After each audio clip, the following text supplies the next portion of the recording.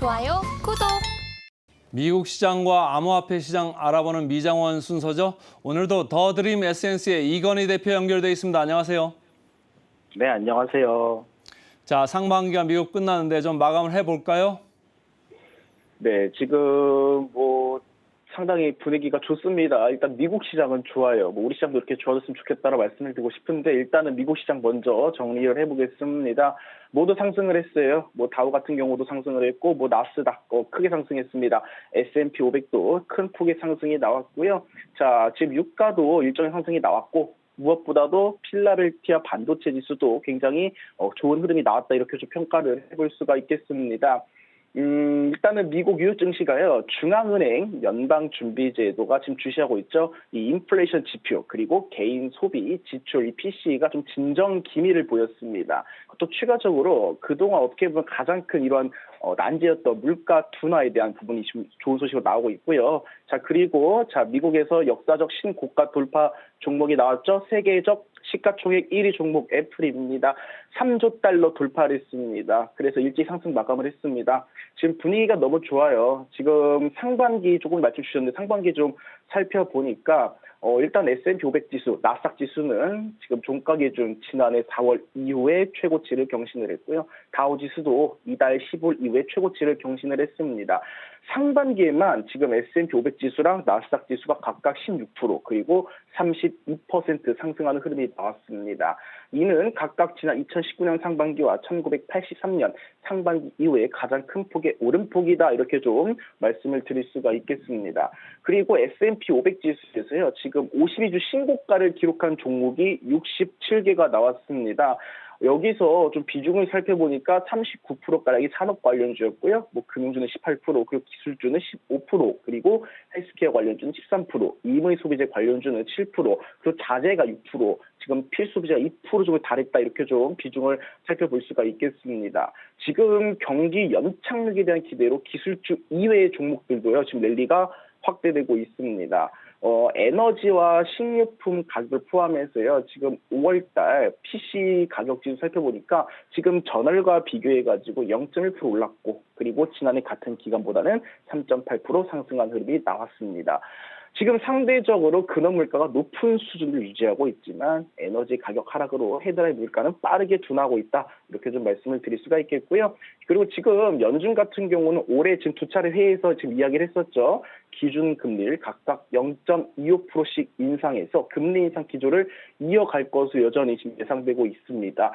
금리 선물 시장에서는 연준이 지금 7월 회의에서 기준금리를 0.25포인트 인상할 가능성을 굉장히 높게 점치고 있고요. 지금 이 시간대 발표한 소비자 심리지수, 지금 64.4가 나왔습니다. 최근 4개월 사이에 가장 높은 수치 지금 찍었고요. 전월 지인 59.2보다도 높은 수준으로 내리치었던 63.9도 웃돌았다 이렇게 좀 평가를 해볼 수가 있겠습니다. 결국에는 지금 물가 안정과 지금 경제 지표가 지금 호조 속이 지금 계속해서 보여지고 있는데 좀 개인적인 주식을 하는 사람으로서는 물가가 우리가 상상한 이상대로 더욱더 안정이 되어야 우리가 좀 주식시장을 바라보는 이러한 흐름이 좀 긍정적으로 변하지 않을까, 투자 심리가 개선되지 않을까 이렇게 좀 평가를 해볼 수가 있겠습니다.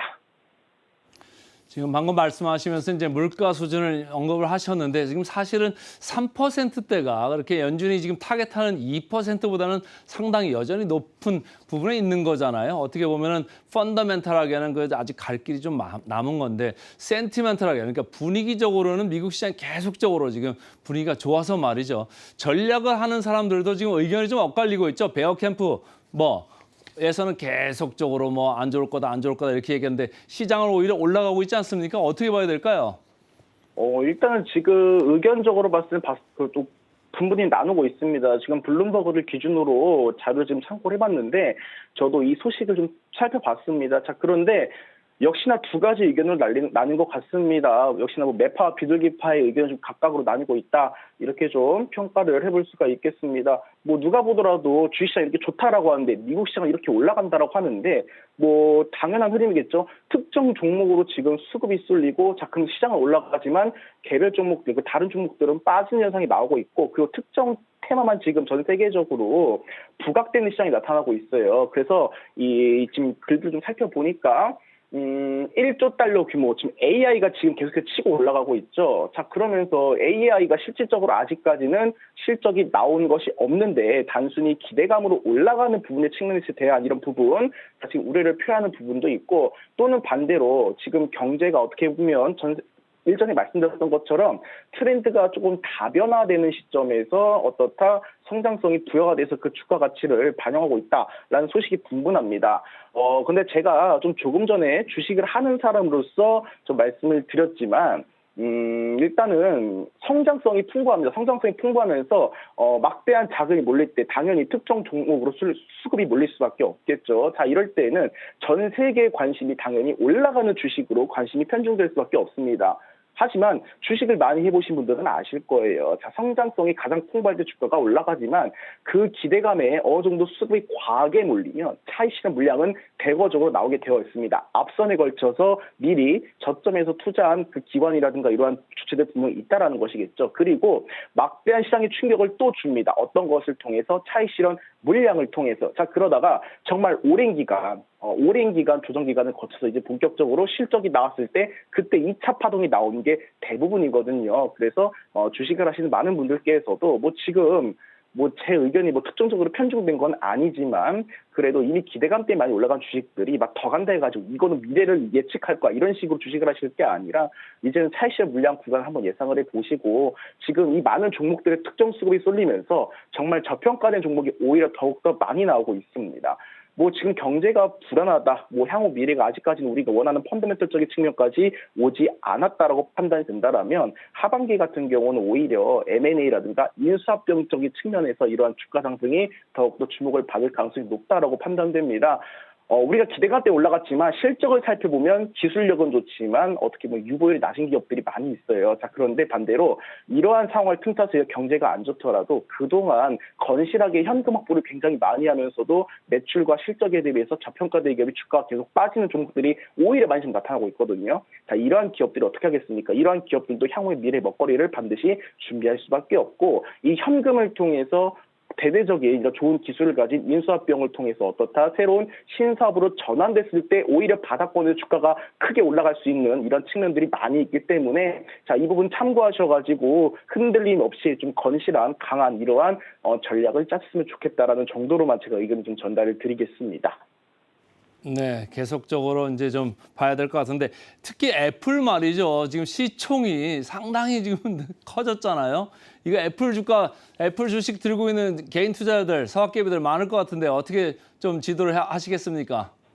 그냥 이 말씀만 드리고 싶습니다. 애플 주가가 좀 과거에 대비해가지고 몇 프로 올랐는지 우리가 그것만 알고 있다고 한다면 굳이 그 물량 우리가 받아줄 이유가 있을까라고 판단이 되실 거예요. 그냥 짧게 잡아서 2019년 부근으로 말씀 좀 드리고 싶습니다. 이미 2019년 아이폰 자체부터 전 세계를 장악을 했죠. 2019년부터만 따지더라도 그 큰 시총에서 500%가 올랐고요. 그리고 아이폰 초기가 나왔던 2010년 구간부터는 크게 좀 말씀을 드리진 않겠습니다. 올라간 퍼센테이지가 워낙 크기 때문에 자 쉽게 말씀드리면요. 그 예시를 들자면 누군가는 이미 과거부터 미래성을 바라보고 막 500%, 1000% 또는 5000% 수익을 내고 있습니다. 자, 그런데 지금 와서 우리가 그 미래성을 받아보고 물량을 받아준다?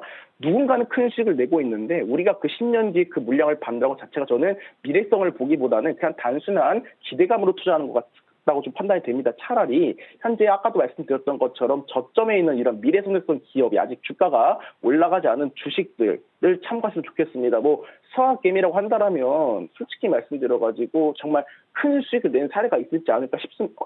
큰 수익을 냈던 사례를 우리가 많이 보기는 좀 어렵습니다. 왜냐하면 주식을 하는 사람으로서 계속 말씀드리겠지만 가장 주가가 뜨거워지고 주가가 팔 때쯤이 어떻다? 뉴스랑 굉장히 기대감이 공격적으로 나올 때라고 저는 생각을 합니다. 따라서 우리가 너무 해외 주식에만 의존하는 것도 좋지만 오히려 저 같은 경우는 애플 이런 주식보다는 일전에 말씀드린 것처럼 지금 전 세계에 돈 많은 기업들이 지금 애플이라든가 이런 좋은 주식들을 지금 차익 실현을 하면서 어디에 투자하는지 그 성장성에 초점을 두셨으면 좋겠습니다. 한 번 더 힌트를 드리겠지만 지금 여러분들이 모두가 아시는 전 세계적인 메이저 투자 기업들은 인도 시장에 좀 투자를 하고 있고 자, 그중에서도 지금 각광받고 있는 기업은 인도 전자결제 시장 그리고 인도 자체의 패러다임을 담고 있는 페이팀이라는 주식이 있습니다. 이러한 주식들이라든가 오히려 신성장 지금 한창 미래 성장성에 대한 정말 큰 가능성을 보여주고 있는 좀 투자, 인도 시장을 좀 눈여겨보시라 말씀드리겠고요. 시야 자체를 서학개미라더라도 미국만 보지 마시고 전 세계적으로 앞으로 성장성이 풍부한 이런 국가에 대한 투자를 좀 초점을 눈여겨보시라는 정도로만 의견을 드리겠습니다. 자, 애플 질문으로 시작해서 이제 인도 시장까지 갔습니다. 자, 넷플릭스 어닝스가 나왔죠? 주가가 많이 올랐네요. 네, 그렇습니다. 지금 넷플릭스 같은 경우는 일전에 그 팬데믹 때 당시에 좀 전 세계적으로 규제가 심하다 보니까 굉장히 많이 올라갔었죠. 그런데 이 부분을 한번 좀 참고를 하셔야 될 것 같습니다. 지금 넷플릭스 주가가 지금 저점을 찍고 천천히 지금 우상향하는 모습이 잘 나오고 있어요. 그런데 여기 소식이 하나 나왔죠. 지금 시티그룹에서 실적 발표 관련해가지고 넷플릭스가 지금 매수할 시기다라고 밝혔습니다.